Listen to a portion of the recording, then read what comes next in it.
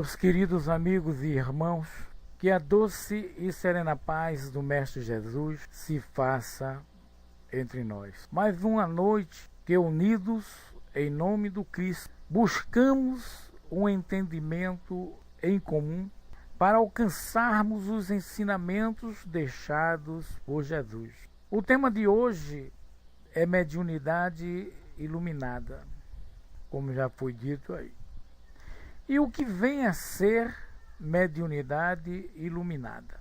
Como os senhores e as senhoras sabem, às terças-feiras nós estudamos sobre mediunidade.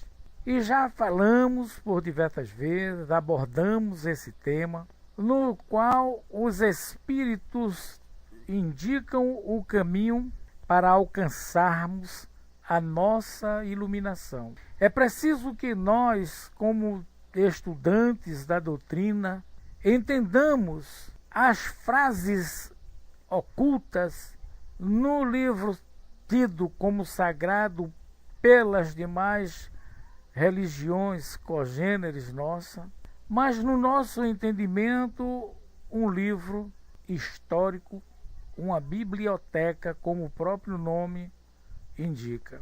E naquele livro, as palavras de Jesus, que ele diz que chegarão os tempos em que haverá dores, ranger de dentes, trevas, e que nós, os seus discípulos, deveríamos nos prepararmos para aquelas tribulações. Naquele tempo, pediu-se um sinal dos céus que indicasse esses períodos trevosos ou de dores e de aflições. E Jesus, de imediato, diz que os sinais já estavam diante de nós. E realmente estão. Porque Deus, como ser supremo, ele jamais iria colocar-nos nas dimensões inferiores do universo,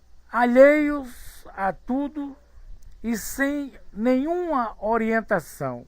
Ele proporciona-nos as condições necessárias para a nossa evolução e dá-nos os amigos espirituais para que, caminhando conosco no dia a dia, soprem aos nossos ouvidos, toquem em cada um de nós, alertando-nos do perigo que se aproxima. Muitos acham que existem pessoas privilegiadas, pessoas essas que os espíritos isolam o caminho por onde elas estão, a fim de que nada lhes toque. Engano. Os espíritos amigos, protetores, anjos da guarda, guias, eles estão ao nosso lado, conversando conosco no dia a dia, aguardando que abramos os nossos olhos para ver, os ouvidos para ouvir, referindo-se a todos os sentidos localizados nesses dois órgãos que são tão importantes para a alma no estado de humano. E diz ainda: aproxima-se o tempo em que tudo isto acontecerá.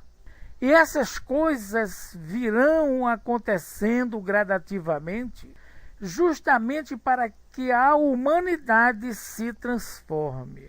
E o Evangelho, claro e objetivo, unido à doutrina dos Espíritos, diz que há necessidade da destruição, mas essa destruição deve ser realizada conscientemente.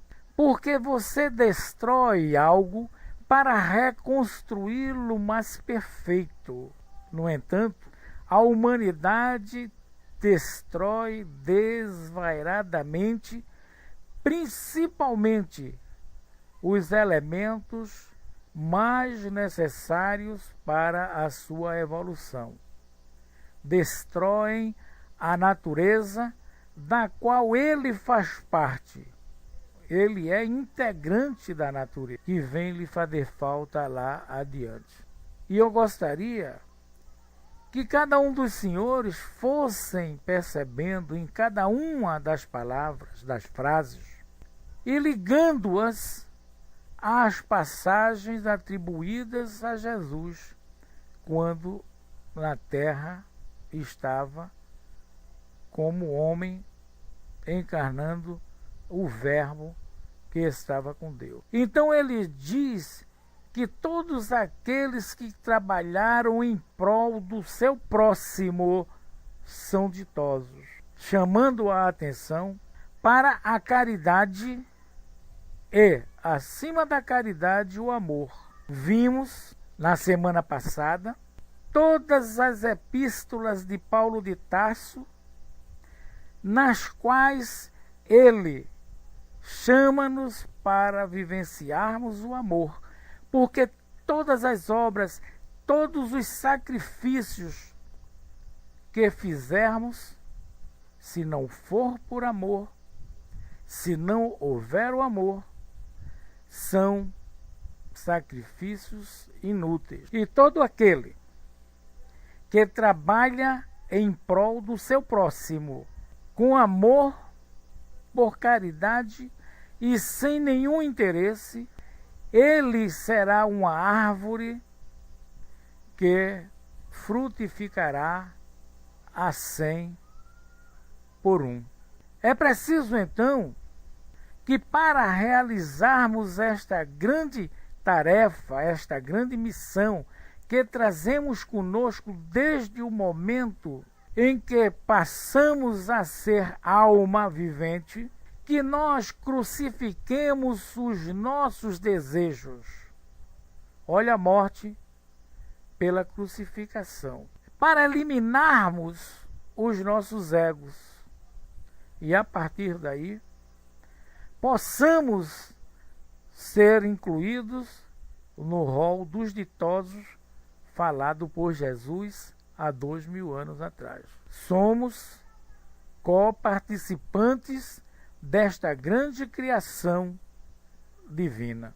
É aí, quando alcançarmos a plenitude das nossas virtudes, que ouviremos o Senhor a nos dizer: vinde a mim, vós, bons servidores. Como naquela parábola, na qual ele sai a buscar trabalhadores, contrata-os para as primeiras horas, insuficiente, ele busca mais trabalhadores e contrata-os por um preço justo. No entanto, na hora do pagamento, aqueles que iniciaram primeiro os seus trabalhos não gostaram muito daqueles outros terem recebido o mesmo valor. E o Senhor, que foi assim que eles foram contratados e mereceram os pagamentos recebidos, colocando a todos, mesmo os de última hora, como bons trabalhadores que serviram a causa a que ele estava contratando. Porque eles souberam realizar o seu trabalho sem comentários e que o fizeram a contento.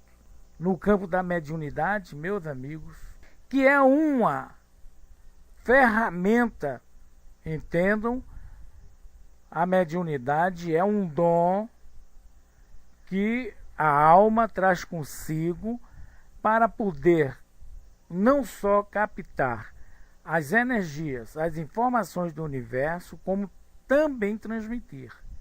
Mas quando eu digo ferramenta, eu digo porque Deus não seria justo se nos colocasse na escuridão das trevas da ignorância de um planeta recém-nascido ou recém-criado e não nos desse condições para podermos entender o mecanismo, a engrenagem de evolução do planeta.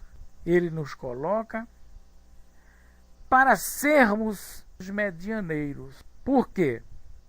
Se no capítulo 14 do Livro dos Médiuns, no complemento àquilo que é dito que todos são médios, né? Por sentirem num grau maior ou menor a presença dos espíritos, o complemento diz que só se pode classificar assim aqueles em que as faculdades são ostensivas. Por quê? Para servir de intermediário entre os dois planos, é preciso que haja toda uma preparação. A doutrina, através do movimento, chama-nos para que haja o desenvolvimento mediúnico e, em seguida, a educação mediúnica, além de chamar-nos para instruirmos-nos. Espíritas, amai-vos e instruí-vos. Como nós ainda não entendemos o que é o amor, aquele amor trazido por Jesus, pregado por Ele, então que nós nos instruamos para, através da instrução, entendermos que tipo de amor estamos vivenciando e que deveremos alcançar. E é aqui que, através dos trabalhos mediúnicos, trabalhos esses, pautados em cima dos ensinamentos trazidos por Jesus, impunhamos a nós próprios uma conduta ética e moral, onde a tônica seja o estudo,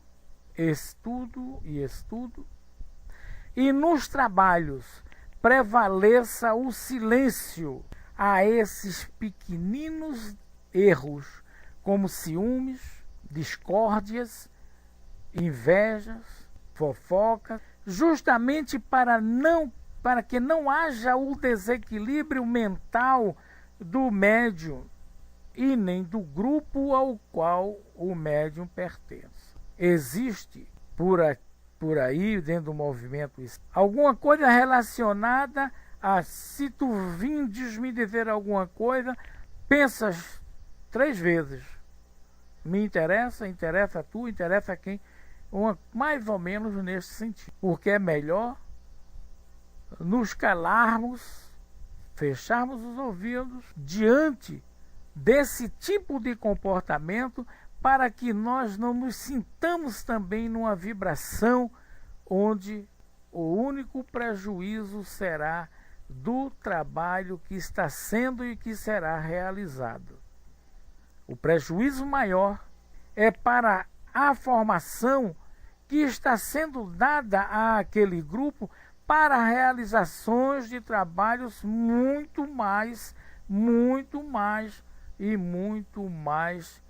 edificante, para que não venha causar danos aos trabalhos, que nos calemos. Porque também é dito dentro daquele livro que ai daqueles. Quando ele se refere, é preciso que haja os escândalos, mas ai daqueles que os praticar. Porque somente assim é que nós vamos entender que aqueles que causam essas polêmicas, essas discórdias, as dissídias, eles vão se sentirem sós, a sós. Em contrapartida, aqueles que se unem num só propósito, eles formam uma união tão perfeita que a colheita será ampla, farta.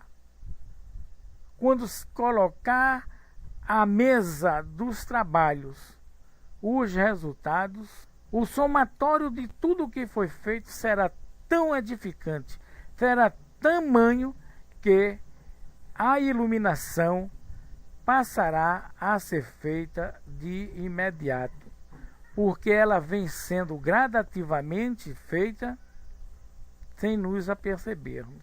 E é aqui, quando naquela parábola que, quando retirarmos as sementes, queimaremos o joio junto com as ervas daninhas, é que aqueles trabalhadores que permaneceram na discórdia, nos ciúmes, nas invejas, clamarão Senhor, Senhor. E o Evangelho, claro, diz: nem todos que dizem Senhor, Senhor, alcançarão o reino dos céus. Porque aqueles que espalham esse tipo, ou que têm esse tipo de conduta, é um elemento que não tem piedade nem de si próprio, quanto mais daqueles a quem eles tentam atingir. E quando assim agem, esses seres atraem para si as energias ainda pesadíssimas de companheiros que estão nos seguindo os passos. Porque não queremos saber, mas sabemos que somos líderes nesta grande jornada que empreitamos em busca da luz perdida. É aí que novamente nos lembramos quando, diante do Senhor, os ricos alardeavam as grandes ofertas. E aquela viúva, com uma moeda só, põe no outro prato da balança, superando todas as ofertas doadas pelo rico. E ainda mais, quando lá atrás, um homem desconhecido, paupérrimo, bate no peito e diz: Senhor, eu sou um pecador. Perdoa-me se puderes. Condicionando o perdão que poderia receber a um julgamento dentro da lei que rege o universo daquele ser celeste.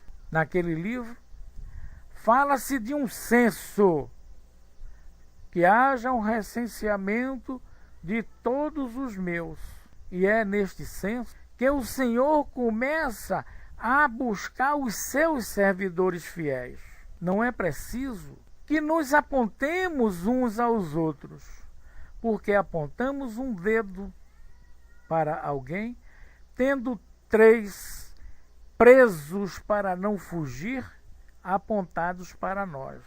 Cabe somente que paremos, façamos uma reflexão de todas as nossas ações diárias e, a partir dali, sejamos os nossos próprios juízes. Assim, busquemos um projeto, uma programação, para que no dia seguinte possamos corrigir aqueles caminhos tortuosos nossos, sabendo que não há o privilégio e não haverá uma boa vida, vamos assim dizer, por termos cumprido a nossa missão, a nossa tarefa. O nosso salário será o reconhecimento por termos realmente seguido à risca as orientações e os compromissos que nós fizemos, o juramento, aquela orientação que nós tivemos na espiritualidade.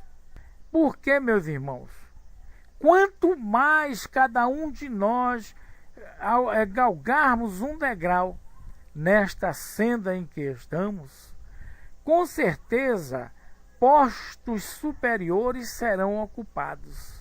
Há uma pálida ideia nas nossas organizações terrenas. Aquele que se mostra mais capazes, mais aptos, eles são de imediato promovidos a postos superiores e vão aprendendo. Por quê? Demonstram com o seu trabalho correto que podem merecer a confiança dos seus chefes. E o nosso chefe, o nosso comandante, o nosso governador é o Senhor do universo, representado pelo Cristo, que esteve conosco encarnado como Jesus e que se encontra derramado sobre todos nós. Recuar estrategicamente para avançar é o método. Desistir nunca.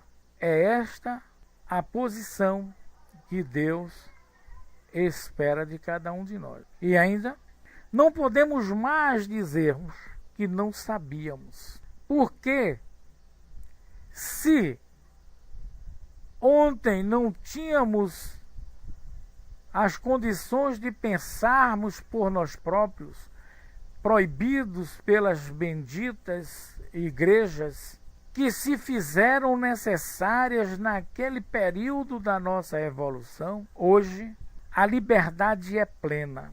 Não fazemos porque o fazer certo dói, fere, e somente quando começamos a saber o que é o amor incondicional, a sentir a necessidade de estender as mãos para o nosso próximo, é que nós vamos entendendo a missão que Jesus trouxe para nós, os ensinamentos.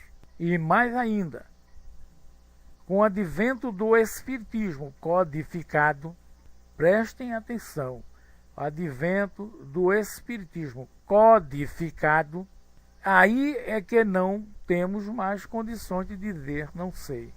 Porque até antes da codificação era uma balbúrdia.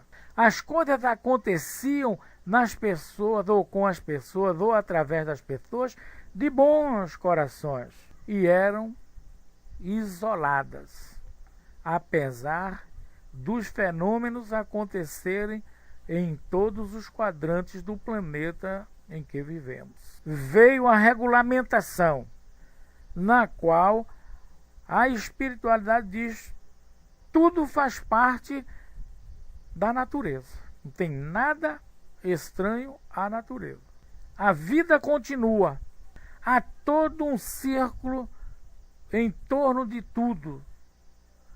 As energias, elas se transformam e vão para a mesma fonte para serem utilizadas por aqueles que precisam de energias mais sutis. E é ali que o Senhor diz: os primeiros serão os últimos, e os últimos serão os primeiros no reino dos céus. Por que ele fala isso? Pelo simples fato de que muitos, como dizem por aí, aloprados, se apressam, e como dizemos aqui, o apressado come cru. Em contrapartida, aqueles que estão lá atrás, trabalhando, estudando e caminhando a passos lentos, mas seguros, eles construirão a sua edificação sobre rocha, a rocha do saber. Não ficarão de comentários eu acho que seja. Eles serão seguros e não temerão que fulano ou beltrano, ou que amanhã venham desmentir aquilo que ele está dizendo. Porque, como disse Martinho Lutero, se o que eu estou falando agora é de mim, ruirá por terra. Mas eu falo é do Senhor. E se é dele, se perpetuará. Com certeza, muitos dirão: Juarez, é igrejismo. Não é igrejismo. Igrejismo é coisa diferente, como nós vemos por aí. Estamos comentando a parte moral. Eu não digo nem que seja evangelho, mas é a parte moral dos ensinamentos do Senhor Jesus que conosco esteve. A parte moral da lei que rege o universo, que não se pode tirar uma vírgula. Mas tudo isto que nós estamos comentando, nós estamos vendo no nosso dia a dia, quando a inversão de valores morais estão sendo praticadas por aí. Como nesta sala, uma pergunta: por que não se acredita mais nos médios? Onde estão os grandes ídolos, os ícones do espiritismo que estiveram com Kardec. Minha gente, muitos espíritos estão encarnados na Terra com a única missão de, com seu trabalho árduo, fazer com que a humanidade progrida. Homens que estão aí a descobrir medicamentos, a descobrir maneira de abrandar as dores, o frio, o ranger de dente e enxugar as lágrimas dos que sofrem. E nós, espíritas, os senhores, as senhoras, que são médiuns, com muito mais propriedade trazem consigo esta possibilidade de enxugar lágrimas, de fazer surgir nos lábios secos, fechados, carrancudos de um ser, o sorriso mais fácil. Mostrar a este ser as belezas das cores. Porque, meus irmãos, o mundo, o universo, ele é dinâmico. Todos admitem. Então, se admitimos o dinamismo no universo, nós não podemos dizer que o mundo vai passar por um período de transição. Pelo amor de Deus. O dinamismo do universo faz com que ele esteja em constante transição. Quando foi dito que em a natureza nada se cria, nada se perde, tudo se transforma, já está dando uma orientação a quem isto ouve, que a transição está acontecendo. Mas se acontece isto, Juarez, o que tu estás dizendo agora como verdade, amanhã já não será.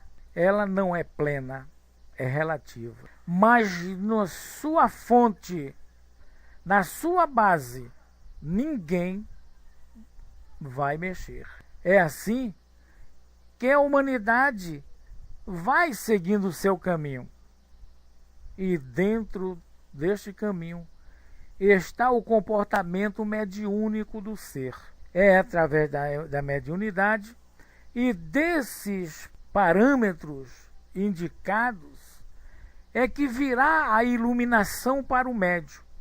Iluminação esta que fará com que os navios que singram os mares perdidos na escuridão encontrem naquele pequeno farol a orientação para chegar em terra firme. São os senhores médiuns que, aperfeiçoando-se nas instruções espirituais, sem fanatismo, sem radicalismo, buscando ler todos os recantos do universo, aprendendo com o bom, com o ruim, com o bem e com o mal.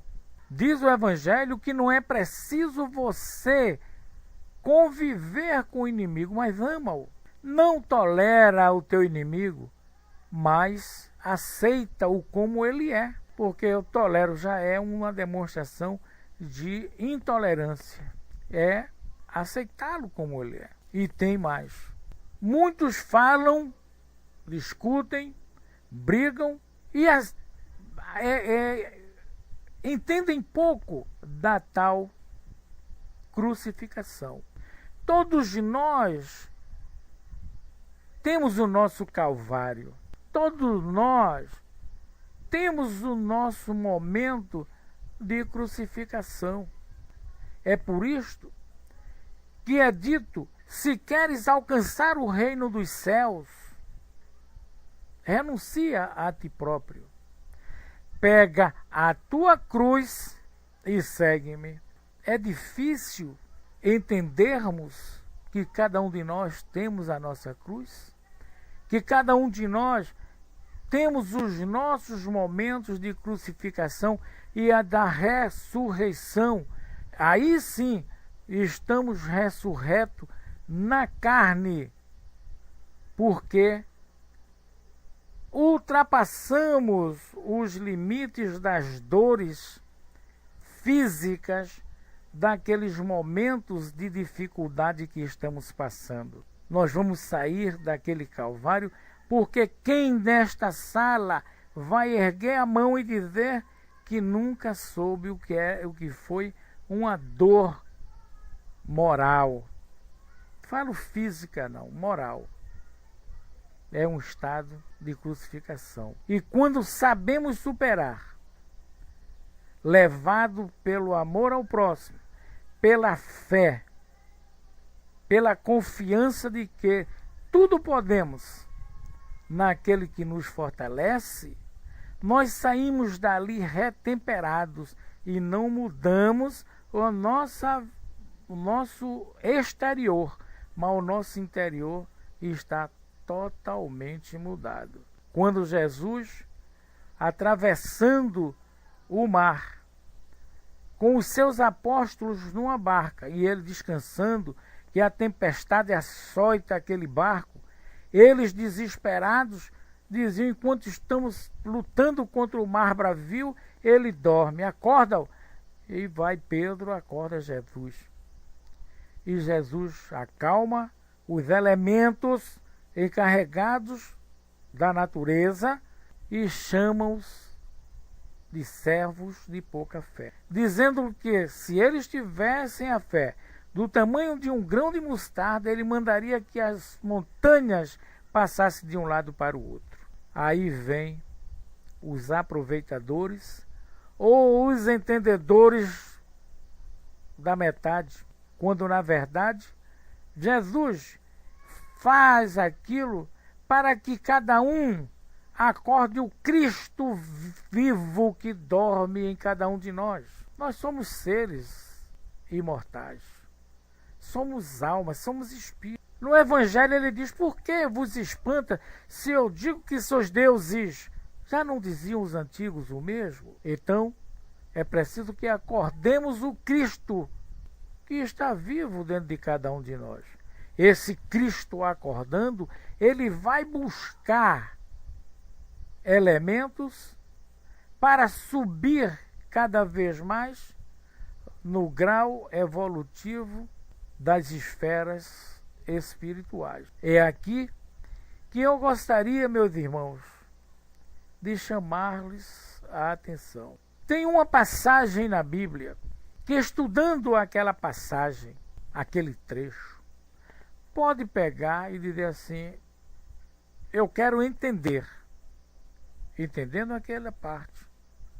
Com certeza, o estudante vai se sentir amargo, porque ele vai dizer para si próprio, nada de eu faço, que como espírito eu sei que devo fazer. Paulo de Tarso.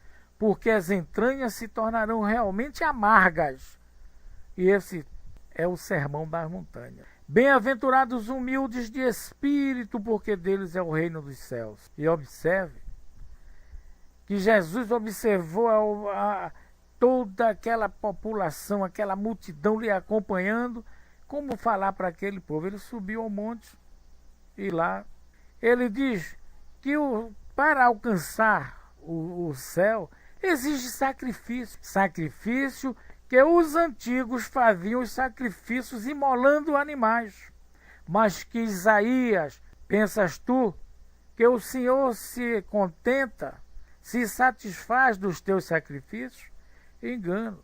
Ele não aceita a fumaça da gordura, porque Isaías já estava ali preparando o caminho para Jesus vir confirmar o Deus único. É quando nós, dentro da doutrina dos Espíritos, procuramos transformar tudo isto e dizer ao estudante espírita, não adianta acompanhar o mestre se você não fizer o sacrifício de eliminar os seus egos, seus vícios e suas paixões, testando a sua força de vontade para poder alcançar o patamar mais alto. Você assim será humilde de espírito. E o médium que estuda ele é consciente realmente dos seus afazeres. Aí vocês vão dizer, mas eu não sou médium, então eu não preciso estudar. Aqui na sala, para o nosso deleite, a satisfação imensa de receber um amigo que me colocou a estudar. E com certeza ele, muito mais do que eu, ele busca, e é assim que devemos fazer, justamente para que nós passemos a entender qual é o dever que nós temos diante do Senhor. Aí vamos dominando. Vocês haverão de estranhar porque eu falo de egos. Eu falo dos vícios, das paixões que nós temos. Daquelas 7 paixões que tanto fala, que temos que eliminar. Assim, venceremos esses vícios, das paixões, e estaremos numa condição superior aos demais. Mas ainda não somos bons, porque é bom só o Pai. Bem-aventurados os que choram, porque serão consolados. Ah, mas tem tanta gente por aí chorando, derramando lágrimas, fazendo preces chorosas, lamentações, mas aqueles que choram por refletirem, sentirem que erraram e baixarem a cabeça e dizer: Senhor, eu errei. Eu fiz um grande mal àquele que estava comigo, meu irmão. Eu preciso alcançar esse aperfeiçoamento. Aí diz: como, Senhor, nos dirigirmos ao Pai? Ele disse: recolhe ao teu quarto, aos teus aposentos, e dizei: Pai nosso que estás nos céus. Aí lá na frente: perdoai as nossas ofensas, à medida que nós perdoamos a quem ofendemos. Demonstrando que é aquela prova: um erro elimina um acerto, ou um acerto elimina o erro. É aqui que os benfeitores chegarão perto de nós, porque sentirão em nós esta confiança, este arrependimento sincero da alma, vindo de dentro, e a renovação se fará, porque a espiritualidade está e estará sempre ao nosso lado, trabalhando conosco, dando-nos as condições para crescermos.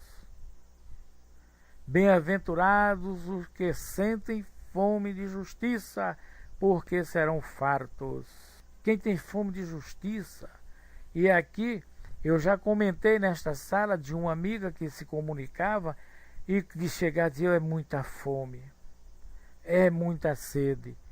E eu, leigo, entendendo que ela estava querendo um copo d'água, talvez um bolo, como nós chamamos aqui no Nordeste, de farinha com feijão.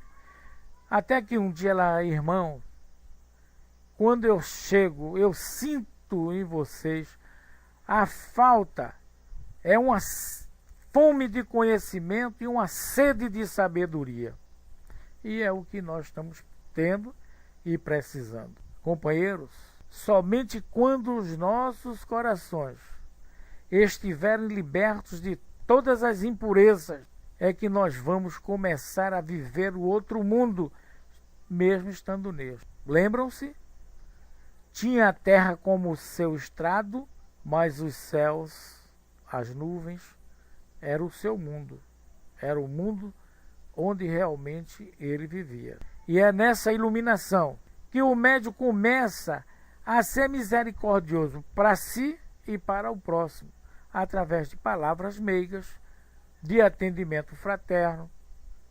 Não é preciso que haja aquela mudança de ter que falar mellifluamente. Não, não. Principalmente os nordestinos, que são rudes, ignorantes, como dizem, mas de um coração maior do que um trem. Maior do que o trem dos mineiros. Os pacificadores, fala o mestre, aqueles que por sua causa serão perseguidos, porque todo aquele que trouxer, que levar a palavra do Senhor, eles serão perseguidos. Por isso ele diz que o seu fardo é pesado, mas o jugo é leve. Porque todo aquele que abraça a tarefa de servir ao próximo não é moleza. Não é moleza.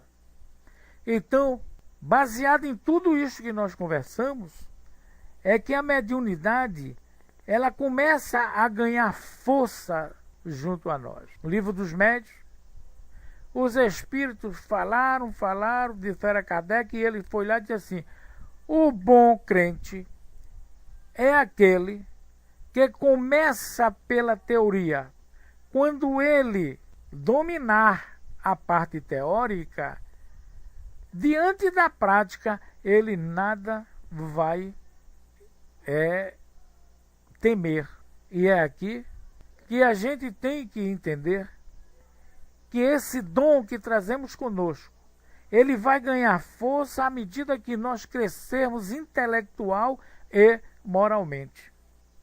Entendendo sempre que as comunicações são realizadas mente a mente. Busquem uma conversação nossa sobre a mente e o universo.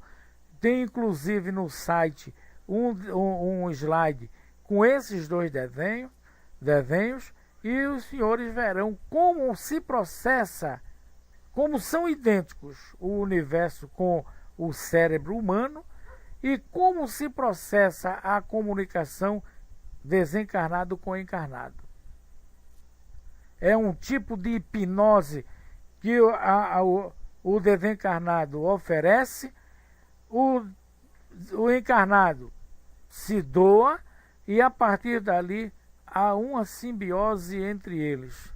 O diálogo é mente a mente. O desencarnado utiliza os corpos sutis que ele traz consigo e que o encarnado também tem, para que haja uma fusão.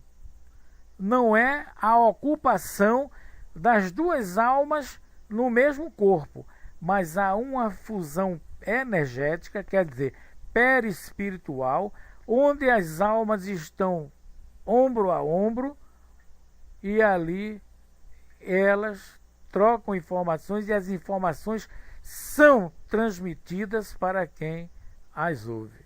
Meus queridos, a fidelidade é outra tônica dentro do comportamento mediúnico.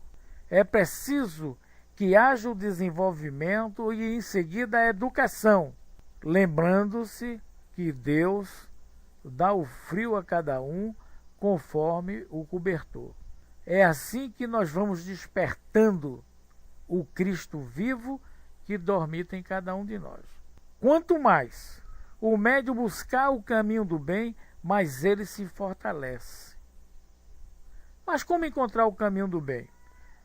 É não entrar na ciumeira, na inveja, nos disse-me-disse, na boa leitura que deve entrar, estudar constantemente, não é verdade?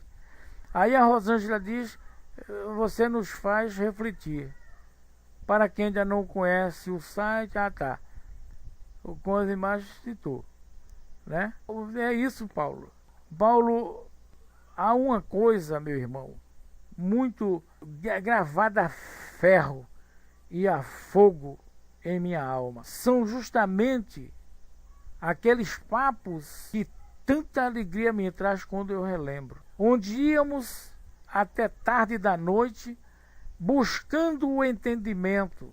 Cada um trazia algo que aumentava a nossa bagagem e nunca se deixando levar por nomes famosos, por livros editados e que líamos tudo. Como lemos, eu sei que você lê isso. A gente se baseia na codificação, mas não somos kardecistas. Eu estou falando, me referindo a mim. Eu sou espírita. Eu sigo as orientações dadas pelos espíritos. Por isto, o livro dos espíritos está lá. Livro dos espíritos. Filosofia espiritualista. Não é verdade? A partir daí, nós temos que abrir os nossos horizontes para estarmos atentos aos pequenos sinais que nos chegam da espiritualidade. E a doutrina espírita, ela veio com precisão mostrar a toda a humanidade os valores espirituais que existem em todo o universo, do alfa ao ômega. Damos muitos valores ao externo. Vamos para academias, para manicures, cabeleireiros, massagistas, e o interno, coitados, esquecendo que todas as noites a gente deixa esse corpo deitado, fazemos uma viagem, e essa viagem, de acordo com os nossos padrões vibratórios, ela é tão linda que nós não queremos voltar.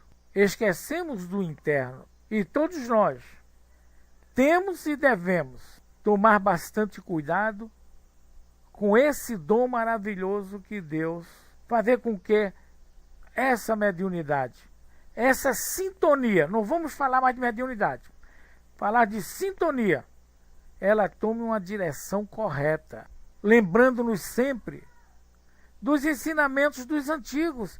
Disse Jesus, já vou repetir, porque vos espanta se eu digo que sois deuses. Já não diziam os antigos os mesmo? Aí nós vamos buscar Jacó, cansado, deita a cabeça numa pedra, e naquela sonolência, que nós hoje sabemos que aquilo ali era apenas um estado de êxtase, era um estado em que ele estava num desdobramento. Ele diz: eu vi uma escada ligando o céu da terra, homens subindo e descendo, não sei se em corpo terreno ou em corpo espiritual. Já falava do perispírito. Aí, não, o perispírito é coisa nova, negativo. A palavra sim, se encaixou no dia a dia, na época. Quem sabe a gente amanhã já não fale em perispírito, fale em corpo bioplasmático. Fica bonito, né? Fica mais bonito. Quem sabe a gente queira falar nisso. Então essa direção somos nós que temos que dar. Porque é através dessa mediunidade que nós alcançaremos a plenitude de sua elevação. É dito pelos Espíritos, é preciso sair da mediunidade dos fenômenos natural para aquele controlado, aquele espontâneo. Quem trabalha com seriedade na casa, buscando realmente o aprimoramento, verá os médios de psicofonia, os médios que estão servindo aos trabalhos fraternos da chamada desobsessão, trabalharem sem doarem o seu corpo físico para que os espíritos se comuniquem, porque eles se desdobrarão e se encontrarão com o comunicante no plano espiritual. A partir dali ele só vai somente dizer: ele está me dizendo isso, está dizendo aquilo, está ali ouvindo, está reclamando, mas infelizmente o nosso movimento não permite que se trabalhe assim em algumas casas, tá? Em algumas casas, não são todas não, porque tem casas que estão adiante, muito mais adiante. E é justamente aí, nesse desdobramento do sono, que nós vamos encontrar o alvorecer desses dias novos, que vai abalando o nosso interior, vai nos fortalecendo e a harmonia vai se fazendo em nós, não é? Bom, eu acho que já falei demais. Muitas coisas podem ser ditas, mas já são 22h15. Eu vou fazer esta pausa. Eu vou pedir para que os senhores, eu estava lendo na sala, não tem muita coisa. Se alguém quiser fazer uma colocação, uma pergunta, aproveitem, porque nós responderemos E, logicamente, ao sairmos, desejando toda a paz, toda iluminação nas suas mentes. Ari, meu irmão, um abraço, companheiro. Obrigado pela interação sua, suas palavras fortalecem. Se tem alguma coisa, companheiro, vamos falar aí. Aziluz, Domingos, companheiro, boa noite. Nilda, Denil, Anderson, né? É Anderson Cleito, a Fátima, o Gilmar, boa noite, Gilmar. Jandira, que bom te ver, Jandira. Madalena, Sil Camargo, Márcio, meu querido irmão Paulo, Verinha e o Edna. Alguma colocação, alguma pergunta? Meu irmão, você tem alguma pergunta a fazer, alguma colocação?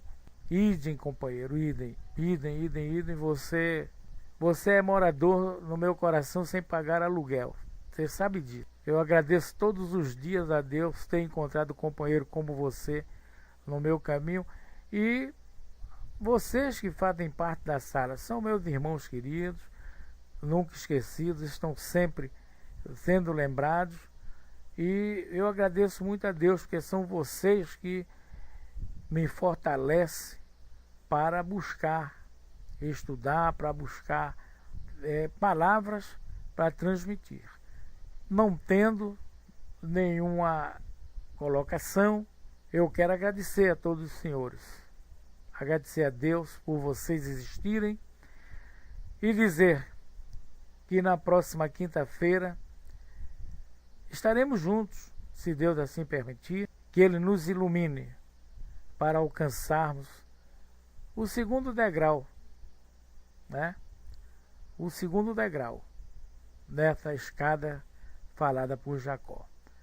Beijo no coração de todos vocês. Paz, muita paz.